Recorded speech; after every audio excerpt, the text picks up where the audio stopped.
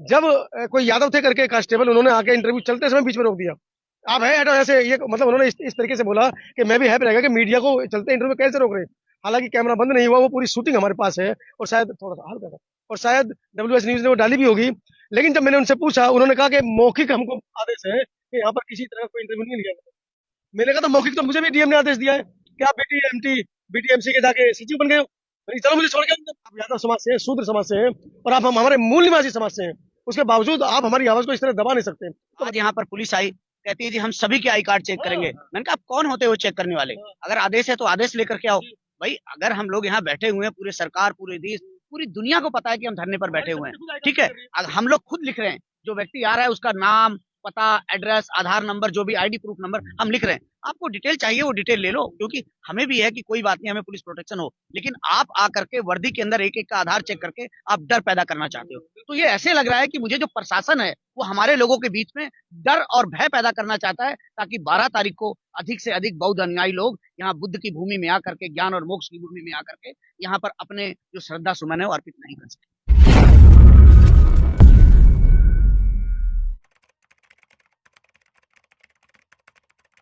पिछले लगभग एक सप्ताह से मैं पुणे दिल्ली से बोध गया पहुंच गया हूं।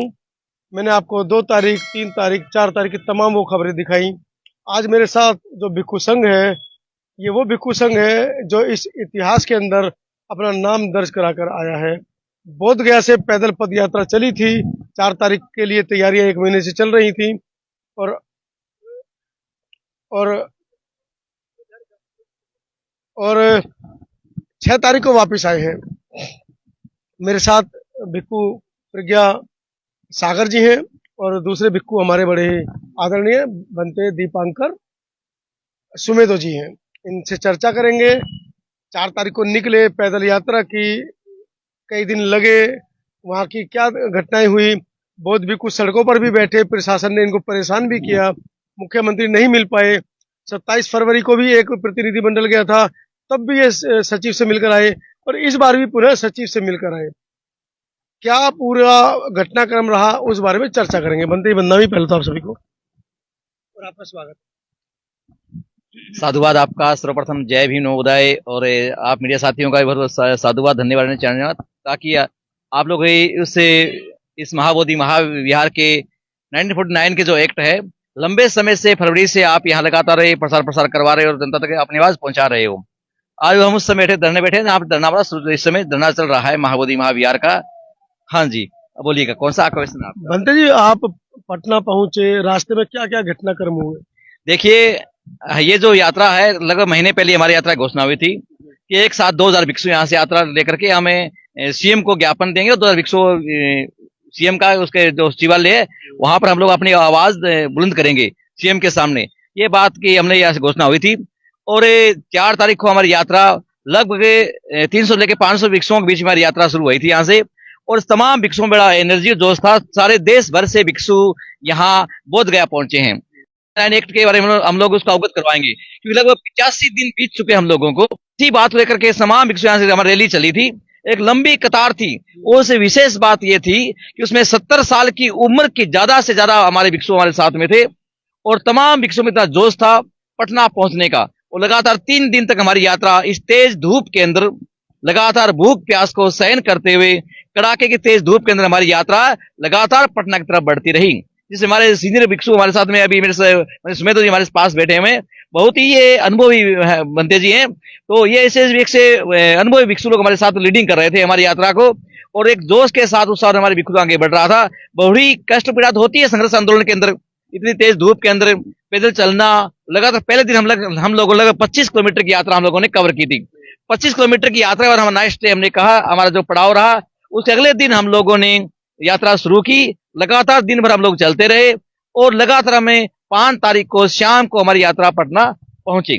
और जैसे पटना पहुंचे, रात्रि के समय तक हम यात्रा करते हुए पटना के बाजार से गुजरते हुए हम लोग जा रहे थे, और यात्रा के मध्य बहुत से लोगों ने बहुत भिक्षुओं का स्वागत भी किया, उनका मान सम्मान भी किया। जैसे यात्रा गुजरती जा रही थी, लोगों के मन में एक ख्याल था, लोग पूछ रहे थे ये लंबे इतने पहली बार जो बोध गया से जो ये इतनी लंबी बौद्ध भिक्षुओं की यात्रा यहाँ बिहार के इतिहास में इतनी लंबी यात्रा पटना की तरफ बढ़ रही है, इनका उद्देश्य क्या है? तो जिन लोगों को 1949 एक्ट के बारे में पता नहीं था, उन लोगों को इस बारे में पता चला, तो लोगों ने कहा ये तो बहुत बड़ा अन्याय हो रहा है कि यहाँ की सरकार, जबकि जो देश में जो कानून था, जो काला कानून जिसको हम बोलते हैं, वो काला कानून पहले जो संविधान लागू होने से पहले जो रद्द होना चाहिए था, और संविधान लागू होने के बाद में भी ये काला कानून बौद्धों पे लागू है। तो कहीं न कहीं बौद्ध धर्म के मानने वाले और बौद्ध लोगों के प्रति ये भारत देश के अंदर ये बड़ा ही अन्याय हो रहा है। और इसी बात को लेकर के हमने 6 तारीख को जैसे पूरे बाजार से हम अपनी यात्रा को लेकर के हमारे पहले यात्रा करते हैं, तमाम भिक्षु हमारे सचिवालय के तरफ हम गए, तो सचिवालय से पहले ही हम लोगों को पहले रोक लिया गया पुलिस फोर्स के द्वारा, और तेज धूप के अंदर हमें तमाम बौद्ध भिक्षु रोड पे बैठ गए। उस कड़ाके की धूप के अंदर हमारे तमाम बौद्ध भिक्षुओं को आगे नहीं जाने दिया। तो ये एक ऐसा एक प्रकार का अन्याय भिक्षुओं के प्रति कि वो धर्मगुरु, जिन धर्मगुरुओं के जब यहाँ के पीएम विदेशों में जाते हैं तो तमाम बौद्ध भिक्षुओं के उनको दंडावत प्रणाम करते हैं, उनको नमन करते हैं और भिक्षुओं को प्रति सम्मान दिखाते हैं। वही बौद्ध भिक्षु जब भारत के अंदर एक तेज धूप के अंदर सड़क पर उनको बैठना होता है और सड़क पर बैठकर उनकी आवाज को नहीं सुन पाता है, तो ये बौद्ध धर्म के प्रति और बौद्ध भिक्षुओं के प्रति ये कहीं न कहीं कोई ये उदासीनता दिखाई दे रही है। चलिए, भिक्खु प्रज्ञा सागर ने पूरे रास्ते का वृत्तांत बताया।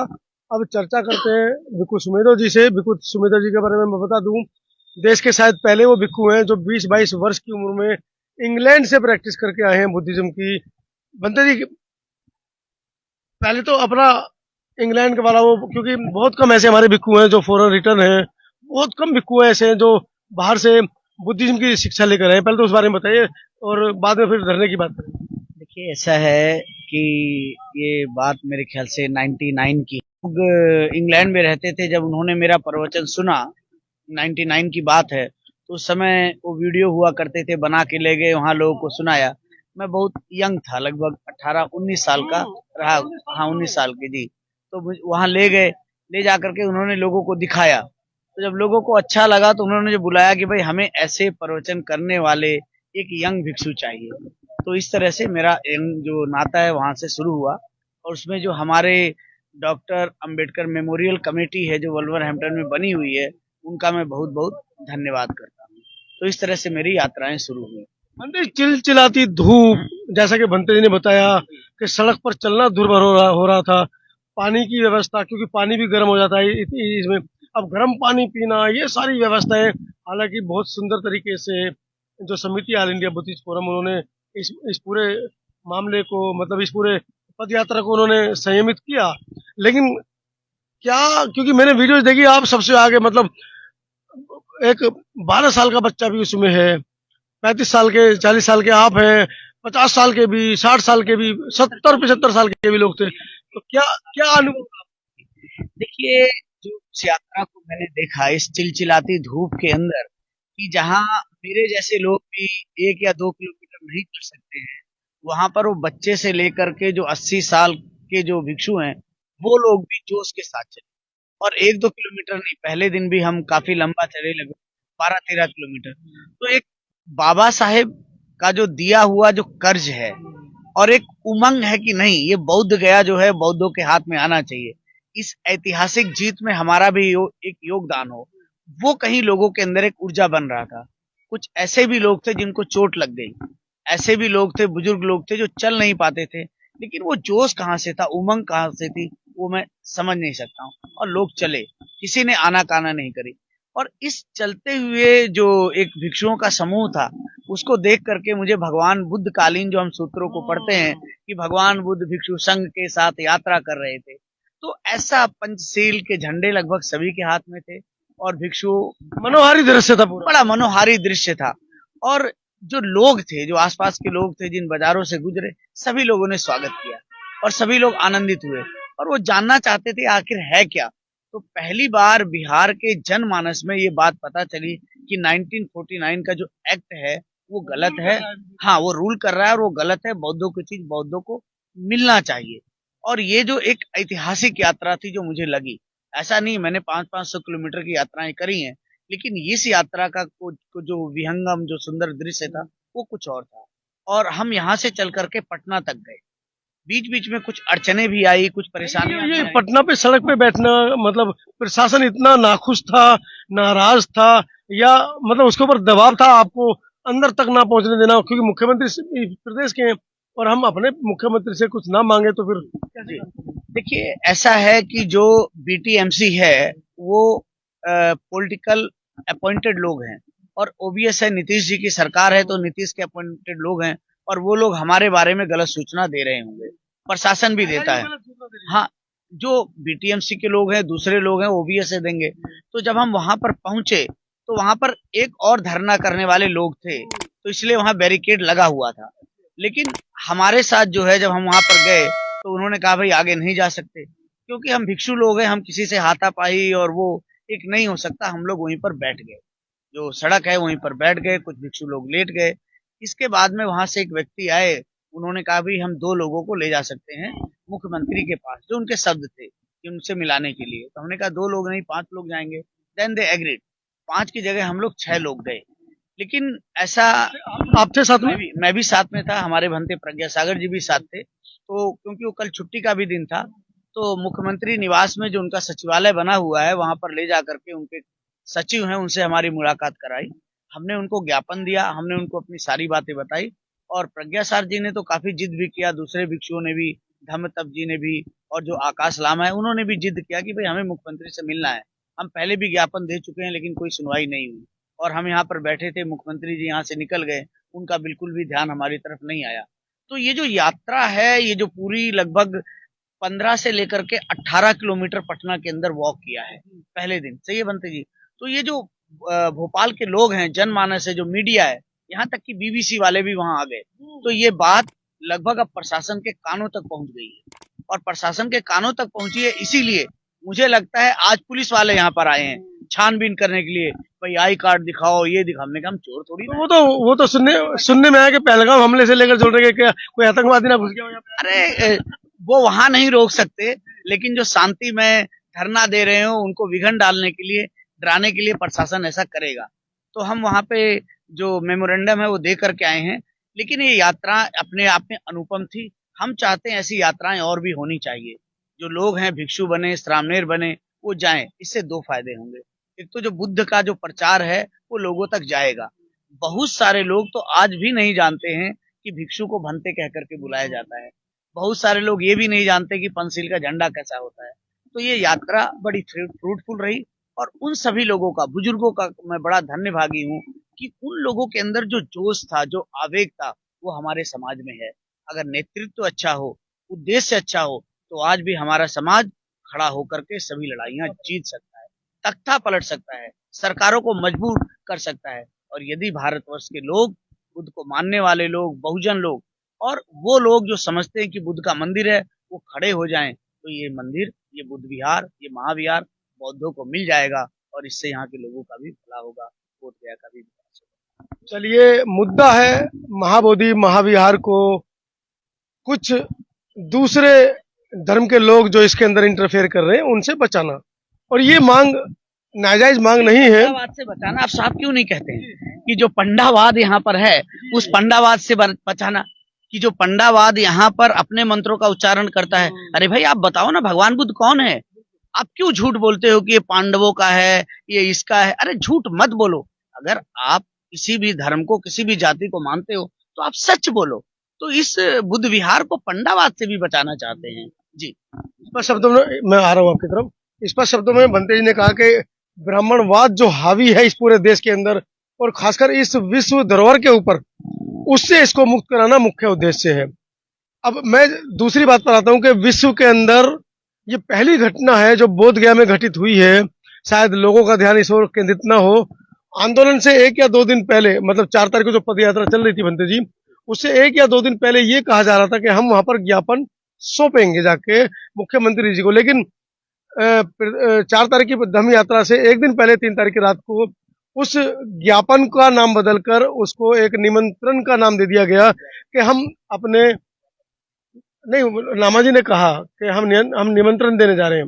लेकिन फिर भी चलिए, अगर आप लोग इतनी संख्या में गए, बनते जी ने कहा छुट्टी थी, नहीं मिले, तो अब आज तो पूरा दिन निकल गया है, तो किसी तरह की कोई उधर से कोई मैसेज मिला है कि कुछ पहल आपकी तरफ की जा रही है?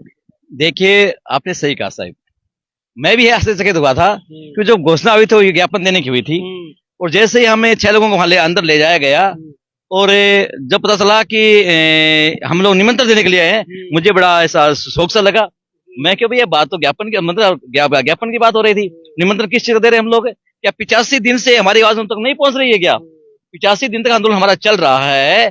जो बात ज्ञापन देने की हो रही थी, ज्ञापन तो हमने कई बार यहाँ के डीएम को, सीएम को हमने पहले दे चुके हैं, है ना। और चलो भाई सीएम इसके माध्यम से, हम ज्ञापन के माध्यम से हम लोग वहाँ के लोगों को अवगत कराएंगे। और हमारा मेन उद्देश्य था कि यहाँ के बिहार तक हमारी यात्रा जाए और लोगों के जरे जरे लोगों को इस बात के वाकिफ हो जाए कि ये लंबे वृक्षों की यात्रा चल रही है, इसका उद्देश्य क्या है, इसका मोटो क्या है, ताकि लोग इसमें अवगत हो जाए और लोगों को पता चले। और हम उद्देश्य से ज्ञापन देकर सीएम को अवगत कराएंगे कि भाई आप जो 1949 का जो एक्ट है, इस काले कानून को बंद कीजिए और ये बौद्धों की धरोहर बौद्धों को सौंपिए, क्योंकि विश्व की सबसे बड़ी धरोहर है महाबोधि महाविहार है, जिसके अंदर आप पंडा पुजारी बैठे हुए हैं, वहां पर आप यज्ञ हवन पूजा पाठ करा रहे हो। क्या ये बौद्धों की परंपरा नहीं है? और वहां पर आप लोग इसका जो दिखावा कर रहे हो, आडंबर कर रहे हैं, उन लोगों को रोकिएगा। और ये शुद्ध जो बुद्धिज्म है, ये यहाँ के भारतीय लोगों को और यहाँ विश्व के लोगों को आप ये जो बौद्ध धर्म महाबोधि विहार है, उन लोगों को सौंपिए। सीएम के लिए हमें ज्ञापन देंगे। पर अचानक पता चला कि हम लोग निमंत्रण की बात कर रहे हैं, तो मुझे बड़ी हंसी सी आई सी कि निमंत्रण किस जगह निमंत्रण दे रहे हैं कि 12 पूर्णिमा को हमारा कार्यक्रम आ रहा है। जी, मैं इस पे बोलना चाहूंगा। देखो, ऐसा है, निमंत्रण जो होता है उसका कोई इनविटेशन कार्ड छापा जाता है, ऐसा कोई इनविटेशन कार्ड हमने नहीं छापा। उनको ज्ञापन ही दिया गया है, क्योंकि 12 मई की बुद्ध जयंती है, तो मौखिक रूप से कहा गया कि जो वहां पर बैठे हुए आकर के आप देखिए, आप आकर के बुद्ध गया के अंदर बुद्ध जयंती मनाइए। तो वो निमंत्रण नहीं है। हमने जो दिया गया, जो मैंने देखा, वो ज्ञापन ही दिया गया है, लेकिन मौखिक रूप से ये एक मुद्दा हो सकता, ये एक मुद्दा हो सकता है। मैं आज की एक घटना बता देता हूँ। जैसे कि बनतेज ने कहा कि ब्राह्मणवाद से मुक्त कराना है। आज सुबह लगभग 8 बजे महाबोधि महाविहार के बाहर महाराष्ट्र से आए WH न्यूज चैनल ने मेरा साक्षात्कार लेने की पेशकश की। मैं वहां पहुंचा, मेरा साक्षात्कार चल रहा था। वहां पर बैठे कुछ जातिवादी लोगों ने जब इंटरव्यू खत्म होने वाला था, जाकर पुलिस प्रशासन को ये कहा कि देखिए यहाँ पर ये इंटरव्यू ले रहे हैं, जबकि महाबोधि महाविहार की परिधि के बाहर थे। कोई इस तरह का कोई लिखित में आदेश नहीं है कि वहां पर हम मीडिया इंटरव्यू नहीं ले सकती है। जब कोई यादव थे करके कांस्टेबल, उन्होंने आके इंटरव्यू चलते समय बीच में रोक दिया। आप है हटो ऐसे, ये मतलब उन्होंने इस तरीके से बोला कि मैं भी हैप्पी रहेगा कि मीडिया को चलते इंटरव्यू कैसे रोक रहे। हालांकि कैमरा बंद नहीं हुआ, वो पूरी शूटिंग हमारे पास है और शायद थोड़ा सा हल्का था, और शायद WH न्यूज ने वो डाली भी होगी। लेकिन जब मैंने उनसे पूछा, उन्होंने कहा कि मौखिक हमको आदेश है कि यहाँ पर किसी तरह का कोई इंटरव्यू नहीं लिया गया। मैंने कहा तो मौखिक तो मुझे भी डीएम ने आदेश दिया है कि आप BTMC के जाके सचिव बन गए हो। चलो मुझे छोड़ के, तो उस बात को लेकर जब मैं उनसे भीड़ पड़ा, उनकी मेरी तू मैं हुई, तब वो अपने रास्ते को बचते नजर आए। हालांकि मैंने उनसे बाद में कहा कि आप यादव समाज से हैं, शूद्र समाज से हैं, और आप हम हमारे मूल निवासी समाज से हैं, उसके बावजूद आप हमारी आवाज को इस तरह दबा नहीं सकते। तो बनते ये बड़ा आज मामला कर यहाँ पर भी हुआ। तानी साहब, यहाँ पर देखिए 84 दिन से बैठे हैं। आज यहाँ पर पुलिस आई, कहती है जी हम सभी के आई कार्ड चेक करेंगे। मैंने कहा आप कौन होते हो चेक करने वाले? अगर आदेश है तो आदेश लेकर के आओ। भाई, अगर हम लोग यहाँ बैठे हुए हैं, पूरे सरकार, पूरे देश, पूरी दुनिया को पता है कि हम धरने पर बैठे हुए हैं, ठीक है। अगर हम लोग खुद लिख रहे हैं, जो व्यक्ति आ रहा है उसका नाम, पता, एड्रेस, आधार नंबर, जो भी ID प्रूफ नंबर हम लिख रहे हैं। आपको डिटेल चाहिए वो डिटेल ले लो, क्योंकि हमें भी है कि कोई बात नहीं, हमें पुलिस प्रोटेक्शन हो, लेकिन आप आकर के वर्दी के अंदर एक एक का आधार चेक करके आप डर पैदा करना चाहते हो। तो ये ऐसे लग रहा है कि मुझे जो प्रशासन है वो हमारे लोगों के बीच में डर और भय पैदा करना चाहता है, ताकि 12 तारीख को अधिक से अधिक बौद्ध अनुयायी लोग यहाँ बुद्ध की भूमि में आकर के, ज्ञान और मोक्ष की भूमि में आकर के यहाँ पर अपने जो श्रद्धा सुमन है वो अर्पित नहीं कर सके। बनते जी की बात को आगे बढ़ा रहा हूँ, उसके बाद अपने इस लाइव सेशन को हम बंद करेंगे। BTMC एक्ट को लेकर तो धरना चल रहा है, माफ कीजिएगा गलत शब्द मेरे से निकल गया, आंदोलन चल रहा है। लेकिन उससे बड़ा आंदोलन हमको चलाना है मैन टेम्पल जो है, मैन टेम्पल के अंदर जो सिक्योरिटी गार्ड का जो सिस्टम है, वो इतना घटिया सिस्टम है, इतना नालायक सिस्टम है कि भारत का कोई भी बौद्ध अनुयायी वहां पर जाता है तो उसको इस तरीके ट्रीट किया जाता है जैसे वो विदेशी हो या वो कोई आतंकवादी हो। उसको इस तरीके से बदतमीजी से पेश किया जाता है, बदतमीजी से उसको बात की जाती है कि वो एक बार आ गया तो दोबारा नहीं जाएगा। लेकिन उसके अलावा बनते जी, विदेशी लोग जो आते हैं, जो डॉलर लेकर आते हैं, उनको इतने प्यार से ट्रीट किया जाता है। अंतानी जी, 2 चीजें और हैं। पहली बात कि वहां पर लोगों का फोन और कैमरा ले जाना बंद क्यों है? जो विदेशों से बंदी जी काउंटर बंद कर दिया। काउंटर बंद, जो विदेशों से लोग यहाँ आते हैं हजारों लाखों रुपया खर्च करके, वो चाहते हैं कि एक यादगार चीज जाए कि भगवान बुद्ध के आगे नतमस्तक हुए थे। वो कैमरा क्यों बंद है? इस देश के लोगों को आवाज, बौद्धों को आवाज उठानी चाहिए। एक दूसरी चीज है, उस परिसर के अंदर जो सिक्योरिटी वाले लोग हैं हथियार लेकर के क्यों जाते हैं? परिसर के अंदर सिक्योरिटी वालों के पास हथियार नहीं होने चाहिए। सिक्योरिटी वाले लोग जो हैं वो अपना हथियार परिसर के बाहर, उनका व्यवहार भी विनम्र होना चाहिए। उनका जो लहजा है वो सब चीज नम्र होनी चाहिए। वो ज्ञान और मोक्ष की भूमि है, उसकी पवित्रता को भी मेंटेन रखना चाहिए, ऐसा हम चाहते हैं। जो हम ये बिल्कुल पहाड़ों वाली माता कहा जाता है हिंदू धर्म के अंदर। वहां से जब उनकी सुबह को प्रार्थना होती है पूरे दिन वो लाइव चलती है। और एक हमारा महाबोधि टेम्पल है कि हम पूरे भारत में और भारत के बाहर से कहीं से आ रहे हैं तो हम एक फोटो यादगार के रूप में नहीं खींच सकते। बड़े शर्म की बात है। मेरा मुख्यमंत्री नीतीश कुमार से आज के साक्षात्कार के स्पष्ट ये कहना है कि बीटी एक्ट 49 को लेकर थोड़ा संजीदा हो जाए। आने वाला समय आपके लिए 20 वर्ष आपने बढ़िया पकवान मुख्यमंत्री आवास के अंदर बैठकर खाए हैं। कहीं इस जनता का दिमाग फिर गया और फिर ही रहा है। कहीं ये जनता आपके खिलाफत हो गई तो आपको इस बार अंदर बैठने नहीं दिया जाएगा। आप कुछ ऐसा कीजिए कि इतिहास में आपका नाम दर्ज हो जाए। आप एक अच्छे मुख्यमंत्री रहे, तभी आपको 20 साल बिहार की जनता ने चुना है।